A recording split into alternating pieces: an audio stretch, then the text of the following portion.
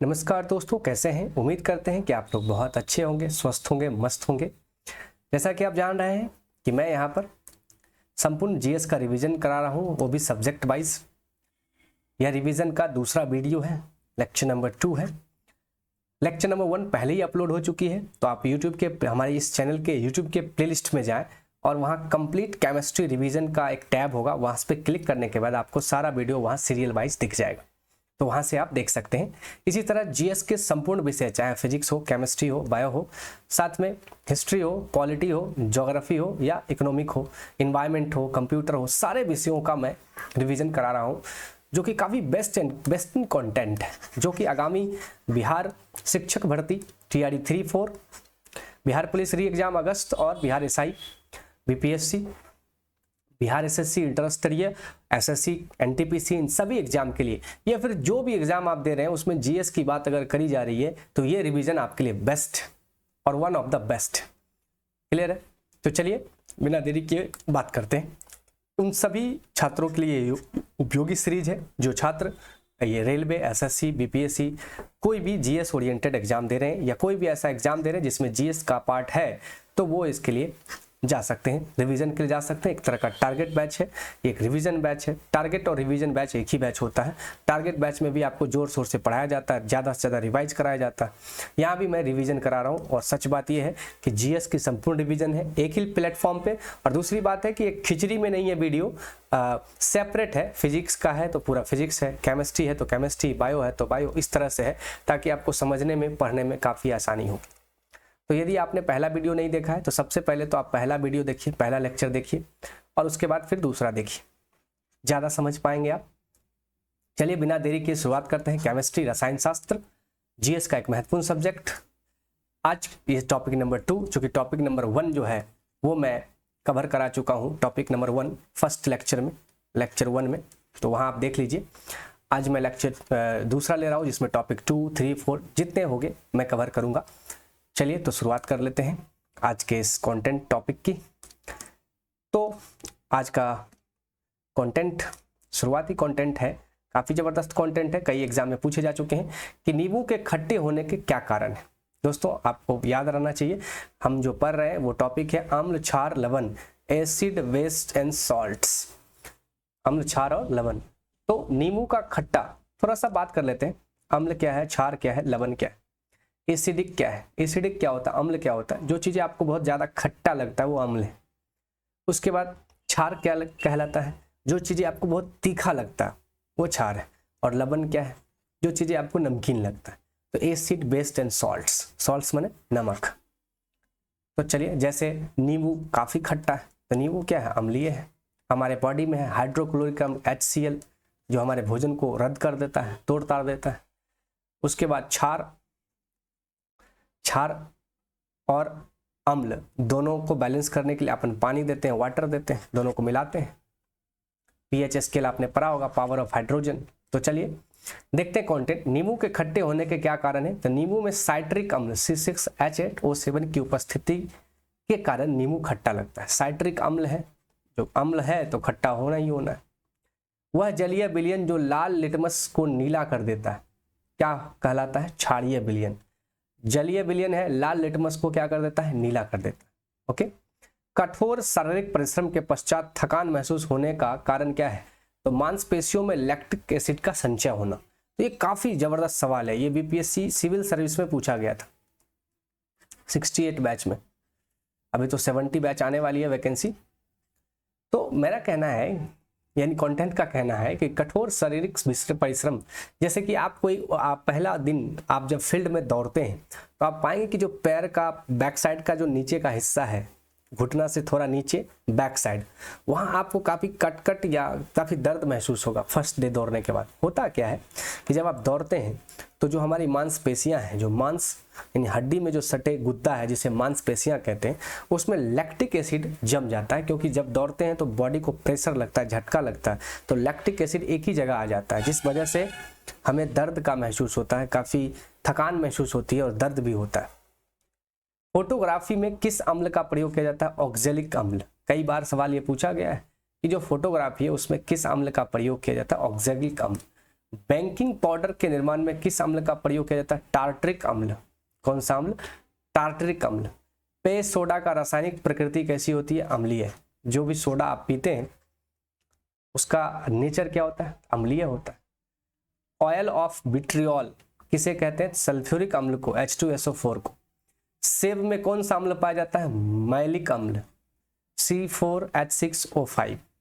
रसायन उद्योग chemical industry में कौन सा अम्ल तेजाब के रूप में जाना जाता है? सल्फ्यूरिक अम्ल, H2SO4 केमिकल इंडस्ट्री में तेजाब के रूप में जाना जाता है। चलिए नेक्स्ट कंटेंट देखते हैं। व्यंजक चूर्ण ब्लीचिंग पाउडर का रासायनिक नाम कैल्शियम हाइपोक्लोराइट है और इसका रासायनिक सूत्र है CaOCl। यह जल में पूर्णतः विलय है। काफी जबरदस्त और VVI कंटेंट है, इसलिए मैंने इसे बॉक्स के थ्रू दिखाया गया है। जो बॉक्स में कंटेंट है वो और जबरदस्त है, डायरेक्ट उससे सवाल आते हैं एग्जाम में। सवाल तो सारे कंटेंट से आते हैं, लेकिन जो बॉक्स वाले कंटेंट है थोड़ी जबरदस्त कंटेंट है, उसे आप जरूर ध्यान से और अच्छे से 2 बार पढ़ें।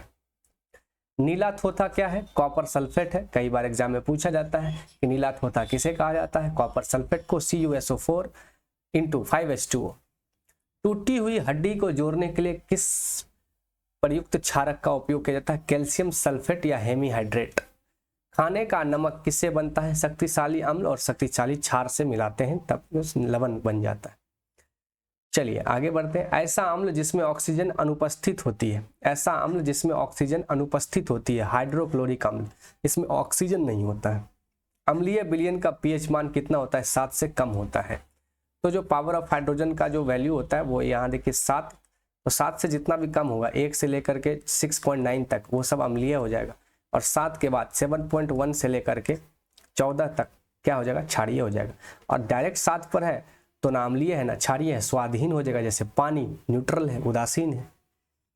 क्षारीय भूमि सुधारक के रूप में कौन सा रसायन कार्य करता है? Calcium sulphate, CaSO4। दूध से दही बनाने में किस अम्ल का प्रयोग किया जाता है? तो लैक्टिक अम्ल का प्रयोग करते हैं। दूध से दही बनता है लैक्टोबैसिलस नामक बैक्टीरिया से और लैक्टिक एसिड का प्रयोग किया जाता है। खाद्य पदार्थ के परिरक्षण फूड प्रिजर्वेशन हेतु किस रसायन का प्रयोग करते हैं? तो बेंजोइक अम्ल। यानी कोई भी खाने की वस्तु है उसको अगर आप प्रिजर्व करना है, ज़्यादा दिन तक रखना है फूड को, भोजन को, खाद्य पदार्थ को, तो बेंजोइक अम्ल के साथ मिला के रखें, वो आपको कंट्रोल कर लेगा, खराब होने नहीं देगा। स्वचालित वाहनों में प्रयोग होने वाली बैटरी में कौन सा अम्ल होता है? सल्फ्यूरिक अम्ल होता है, H2SO4 होता है। चलिए आगे बढ़ते हैं। मृदा में सर्वाधिक अम्ल मुक्त करने वाला तत्व कौन सा है? अमोनियम सल्फेट है। जिप्सम का रासायनिक नाम क्या है? कैल्शियम सल्फेट और डाइहाइड्रेट। चलिए आगे बढ़ते हैं। महत्वपूर्ण अम्ल और उनके स्रोत एवं उपयोग की चर्चा यहाँ एक स्लाइड में करी जा रही है, तो चलिए इसे देख लेते हैं। यहाँ पर है महत्वपूर्ण अम्ल, थोड़ा सा जूम कम ही कर लेते हैं ताकि आपको और आसानी होगी देखने में। चलिए तो पहला यहाँ पर क्या है? महत्वपूर्ण अम्ल एवं उनके स्रोत एवं उपयोग। तो अम्ल का नाम है ये, स्रोत ये है, और इसके यूज क्या है? तो सिट्रिक एसिड इसका स्रोत है नींबू, संतरा, टमाटर। एक सवाल एग्जामिनर आपको चिपका ही देगा कि नींबू में कौन सा एसिड पाया जाता है? तो सिट्रिक एसिड पाया जाता है। धातु की सफाई में, खाद्य संरक्षण में, चमकदार नमक में इसका यूज होता है। एसिटिक एसिड सिरिका, इसका स्रोत क्या है? सिरिका। यह भी खाद्य पदार्थ के प्रिजर्वेशन में काम आता है। फॉर्मिक एसिड कई बार पूछा जाता है कि मधुमक्खियों की चींटियों के डंक से कौन सा एसिड प्राप्त होता है? तो फॉर्मिक एसिड प्राप्त होता है। कार्बनिक संश्लेषण, रंगाई आदि में इसका यूज करते हैं। लैक्टिक एसिड अभी कहा, खट्टा दूध एवं दही में लैक्टिक एसिड पड़ता है, लैक्टिक एसिड मिलता है। एस्कॉर्बिक एसिड आंवला और पपीता, ब्रोकली, विटामिन सी में यूज किया जाता है। टार्टरिक एसिड देखिए ये बीपीएससी TRE 1 और 2 दोनों में सवाल पूछा हुआ है कि टार्टरिक एसिड किससे मिलते हैं? इमली से। क्वेश्चन क्या था कि निम्नलिखित में से इमली से क्या मिलता है? Tartaric acid. या टार्टरिक एसिड निम्नलिखित में किससे मिलता है? तो इमली से, कच्चा आम से, अंगूर से, केला से, अनानास से। खाद्य पदार्थ में प्रतिऑक्सीकारक के रूप में यूज होता है इसका। ऑक्जेलिक एसिड पालक और टमाटर से इसका स्रोत है, कपड़ों की रंगाई में होता है। नाइट्रिक अम्ल फिटकरी एवं सोरा इसका स्रोत है। और एक्वारोजिया विस्फोटक के निर्माण एवं रॉकेट ईंधन में इस ऑक्सीकारक के रूप में इसका यूज कर लेते हैं। बोरिक एसिड बोरक्स ओरासाइट या शराब से हमें मिलता है। गेहूं संरक्षण में, फाइबर ग्लास के निर्माण में, कीटाणु और लुब्रिकेंट के रूप में इसका यूज करते हैं। लुईस इलेक्ट्रॉनिक सिद्धांत के अनुसार अम्ल वह यौगिक है जिसमें इलेक्ट्रॉन युग्म स्वीकार करने की प्रवृत्ति होती है। यानी लुईस इलेक्ट्रॉनिक सिद्धांत के अनुसार अगर कहें तो अम्ल वह यौगिक है जिसमें इलेक्ट्रॉन युग्म स्वीकार करने की प्रवृत्ति होती है। तो चलिए आगे बढ़ते हैं, काफ़ी ज़बरदस्त कंटेंट था। एक सवाल वहाँ से, ये जो आपको मैंने ये पूरा बॉक्स देख रहे हैं आप, इस बॉक्स से कोई ऐसा एग्जाम ना हो जिससे एक सवाल ना पूछा जाए। एक सवाल आपको चिपका ही देगा कि किस अम्ल का क्या स्रोत है। नींबू और संतरा से कौन से अम्ल प्राप्त किए जाते हैं? Citric acid. एक सवाल चिपकाना तय है, ये गारंटी है। चलिए आगे बढ़ते हैं। कृत्रिम वर्षा कराने के लिए सिल्वर आयोडाइड AgI का प्रयोग किया जाता है। देखिए, कृत्रिम वर्षा के लिए AgI, silver iodide, I for Ag for silver, I for iodide. उसके बाद एक होता है AgBr, सिल्वर ब्रोमाइड, Br, ये रजतित करने के लिए जाता है दर्पण के पीछे, कलई जो करते हैं। और एक होता है AgNO3, ये हमारे जो देखिए ये चुनाव में जो अंगुलियों में स्याही लगाया जाता है वो है AgNO3, ठीक है, सिल्वर नाइट्रेट इसे कहते हैं। तो ये तीनों में से एक सवाल एग्जामिनर चिपका देता है। कॉपर सल्फेट का जलीय घोल अम्लीय क्यों होता है? जल अपघटन के कारण। जल की कठोरता किन पदार्थों से दूर की जाती है? सोडियम कार्बोनेट व कैल्शियम हाइड्रोक्साइड के द्वारा। चींटी के काटने में जलन क्यों महसूस होती है? तो चींटी द्वारा फॉर्मिक एसिड का स्त्राव के कारण हो जाता है जलन। कौन सा गैस अग्निशामक? तो ये तो कार्बन डाइऑक्साइड का यूज करते हैं। आप देखते होंगे किसी बैंक में, सरकारी ऑफिस में लाल कलर का एक डब्बा ऐसे करके रखा होता होगा, और इसी ये जो डब्बा है इस तरह का, इसमें एक तरह का ये वो पिस्टन लगा होगा जिसको आप चला सकते हैं, इमरजेंसी में आग लगने पर यूज करते हैं। तो ये जो डब्बा है ये कार्बन डाइऑक्साइड इसमें रहता है, CO2। अम्ल नीले लिटमस पेपर को लाल रंग तथा क्षारक लाल लिटमस पेपर को नीला कर देता है। देखिए, अम्ल क्या बहुत खतरनाक होता है, एसिड जो है वो बहुत खतरनाक होता है। कैसे आप याद रखेंगे? तो जो एसिड है वो नीले लिटमस पेपर को लाल करता है। एसिड यानी गुस्सा में बहुत खतरनाक है, तो गुस्सा में आदमी क्या हो जाता है? लाल हो जाता है। और क्षार जो है वो लिटमस पेपर को नीले रंग में परिवर्तित कर देता है। ओके, घरों में सिरका कैसे बनता है? स्टार्च के किण्वन द्वारा। कोको कोला में किस अम्ल की उपस्थिति के कारण खट्टा स्वाद होता है? फास्फोरिक अम्ल के कारण, H3PO4 के कारण वो खट्टा भी लगता है। शुद्ध जल का pH मान कितना होता है? 7। अचार के परीक्षण हेतु तो उसमें कौन सा अम्ल मिलाया जाता है? एसिटिक एसिड मिलाया जाता है, ठीक है। अम्ल व क्षारों की पहचान के लिए मुख्यतः किन पदार्थों का प्रयोग किया जाता है? तो लिटमस पेपर, फिनोफेथुलिन व मेथिल ऑरेंज। क्षारक लाल लिटमस पेपर को नीला रंग में, मेथिल ऑरेंज को पीले रंग में और फिनोथुलिन को गुलाबी रंग में परिवर्तित कर देते हैं। आगे बढ़ते हैं। वायु में किसके अधिक सांद्रण के कारण अम्ल वर्षा होती है? तो SO2 और NO2। कई बार पूछा गया है कि जो अम्ल वर्षा होती है वो किसके कारण हो जाती है? तो SO2 सल्फर डाइऑक्साइड और NO2 nitrogen oxide. Magnesium hydroxide का जलीय विलयन क्या कहलाता है? Milk of magnesia. किसके द्वारा pH मान मापा गया था? तो पहली बार pH माना था पावर ऑफ हाइड्रोजन सोरेनसन साहब ने। यह साइंटिस्ट का नाम है सोरेनसन। गंध सूचकों ओल्फैक्टरी इंडिकेटर्स के रूप में मुख्यतः प्याज व वनीला का प्रयोग किया जाता है। चलिए आगे बढ़ते हैं। आगे है लवण और उसके उपयोग। तो चलिए देखते हैं लवण और उसके उपयोग को। यहां से पहला है सोडियम क्लोराइड। ये एक लवण है, साधारण नमक, नॉर्मल NaCl। भोजन निर्माण एवं अचार के परीक्षण हेतु अत्यधिक ठंडे देशों में जमी हुई बर्फ को पिघलाने के लिए इसका यूज करते हैं। सोडियम हाइड्रोक्साइड कास्टिक सोडा इसका नाम है रासायनिक, NaOH। साबुन, कागज, अपमार्जक के निर्माण में, पेट्रोलियम शोधन, कपड़ा निर्माण उद्योग में इसका यूज किया जाता है। कैल्शियम हाइड्रोक्साइड का यूज यानी कि चूने का पानी, चमड़ा उद्योग, अम्लीय मृदा जल एवं गंदे नाले के उपचार में। सोडियम कार्बोनेट धोने वाला सोडा, कांच में, कागज, साबुन, ईंट निर्माण उद्योग में आर्द्र अभिकर्ता के रूप में। सोडियम बाइकार्बोनेट बेकिंग सोडा, अग्निशामक में, भोजन निर्माण में, खमीर बनाने में। इसे खाने वाला सोडा भी कहते हैं। ये खाने वाला सोडा हुआ, ये धोने वाला सोडा हुआ। तो खाने का जो सोडा है वो NaHCO3 और धोने का जो सोडा है वह Na2CO3। ओके गाइज, चलिए आगे बढ़ते हैं। विरंजक चूर्ण, CaOCl, Cl, bleaching powder, swimming pool की सफाई, पेयजल के कीटनाशु शोधन में ब्लीचिंग एजेंट के रूप में। Calcium sulphate hemihydrate, CaSO4 into half H2O, plaster of Paris भी इसे कहते हैं, POP, बहुत तुरंत जम जाता है। टूटी हुई हड्डियों को जोड़ने में, गृह निर्माण में, सतह को चिकना बनाने में, खिलौने के निर्माण में इसका यूज किया जाता है। अक्सर आजकल घरों में डिजाइन कराया जाता है POP द्वारा। चलिए, स्वर्णकारों द्वारा आभूषण निर्माण की प्रक्रिया में निर्मित एक्वा रेजिया अम्लराज किन रसायनों का मिश्रण है? नाइट्रिक अम्ल और हाइड्रोक्लोरिक अम्ल, माफ कीजिएगा। लिटमस किससे प्राप्त किया जाता है? लाइकेन से। लिटमस पेपर किससे प्राप्त होता है? लाइकेन से। शुद्ध जल में उपस्थित हाइड्रोजन आयन का सांद्रण का मान कितना होता है? 10⁻⁻7। चलिए आगे बढ़ते हैं। एक अज्ञात गैस जल में शीघ्रता से घुल जाती है। गैस युक्त जलीय घोल में लाल लिटमस नीला हो जाता है। यह गैस हाइड्रोजन क्लोराइड के साथ सफेद ध्रुव भी देती है। यह अज्ञात गैस कौन सी है? तो अमोनिया है, NH3। अमोनिया यह अज्ञात गैस जल में शीघ्रता से घुल जाती है। एक पॉइंट हुई। गैस युक्त जलीय घोल में लाल लिटमस नीला हो जाता है। यह गैस हाइड्रोजन क्लोराइड के साथ सफेद धूम्र भी देती है। यह अज्ञात गैस कौन सी है? तो अमोनिया है। बड़ा खतरनाक कॉन्सेप्ट दिया। चलिए अगला कॉन्सेप्ट आपको दिया जा रहा है कंटेंट के रूप में, कुछ सामान्य पदार्थों का पीएच मान। तो ये एक क्वेश्चन देखिए, जैसे समुद्री जल का पीएच मान 8.4 होता है, रक्त का 7.4, कई बार पूछा गया, बायोलॉजी में पूछा जाता है। रक्त का पीएच मान 7.4, लार का होता है 6.5 से 7.5, दूध का 6.4, मूत्र का पीएच मान 6 होता है, शराब का 2.8, सिरका का 2.4 और नींबू का 2.2।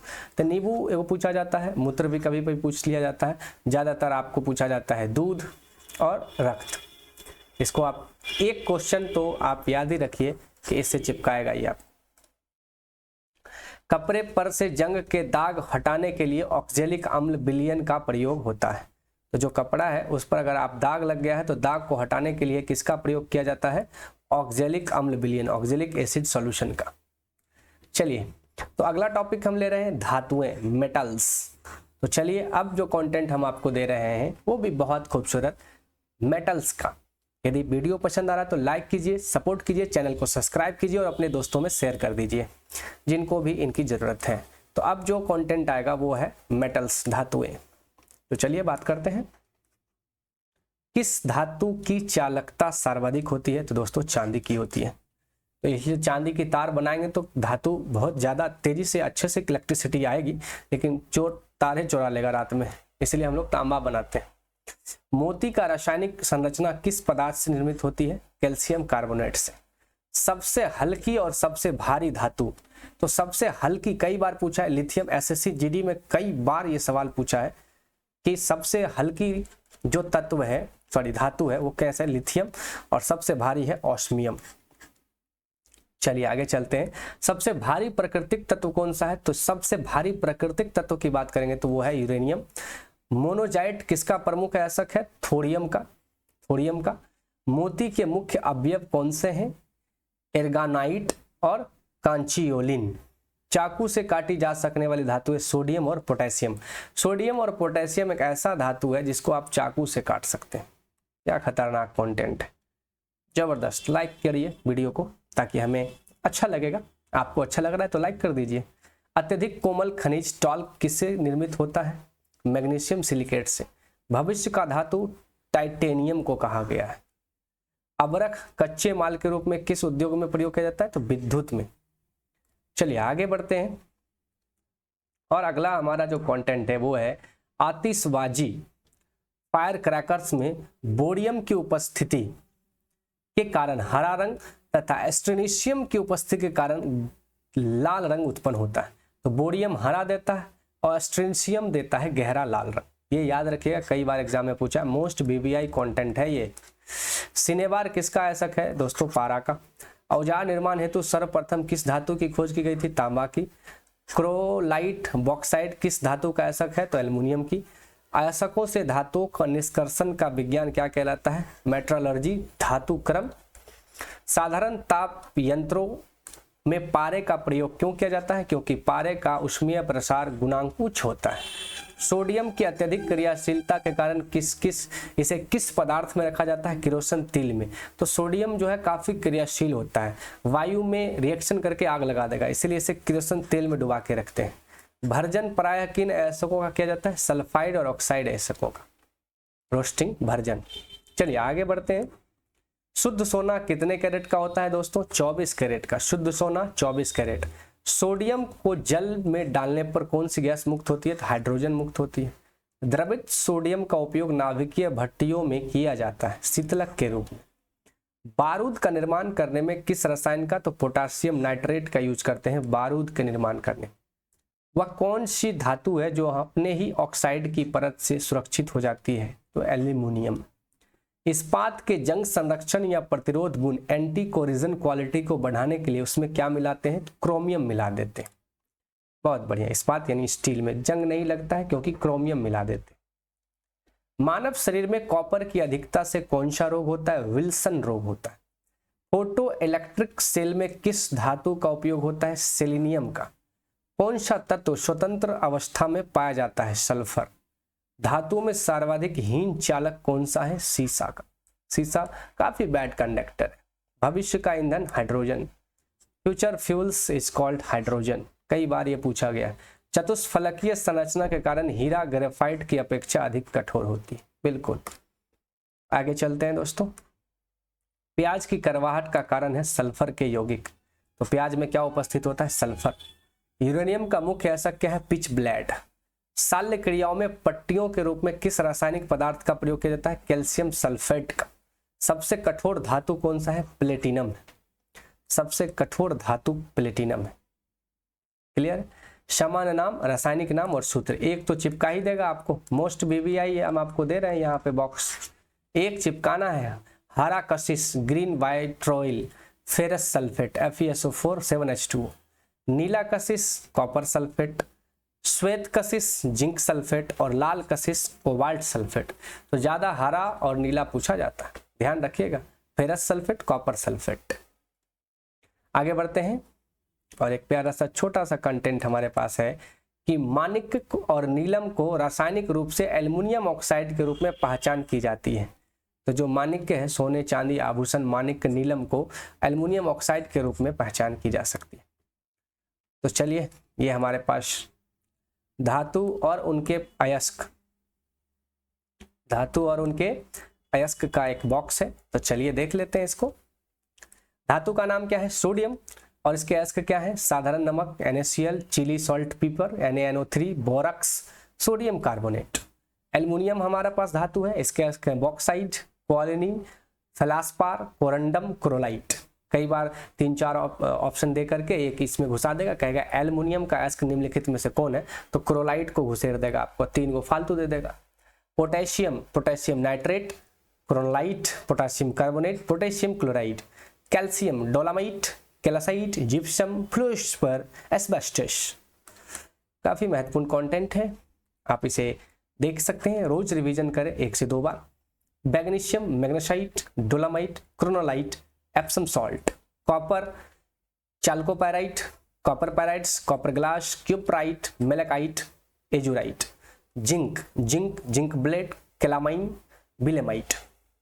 Lead, galena, cerussite, tin, cassiterite. Cadmium, greenockite, nickel, millerite, manganese, pyrolusite और magnetite. Iron, haematite, limonite, magnetite, siderite, iron pyrites, copper pyrites. Mercury यानी कि पारा, सिनेबार। मरकरी, पारा यानी सिनेबार इसका है। Silver, ruby silver, horn silver. Gold, calaverite, sylvanite. Uranium, carnotite, pitchblende. Thorium, monazite. तो इसमें से मैं एक बार बता देता हूँ कौन कौन ज्यादा महत्वपूर्ण है। तो आप एक यूरेनियम को जरूर याद रखिए और थोरियम को याद रखिए, एक सोना और एक पारा, बस। और ये मरकरी।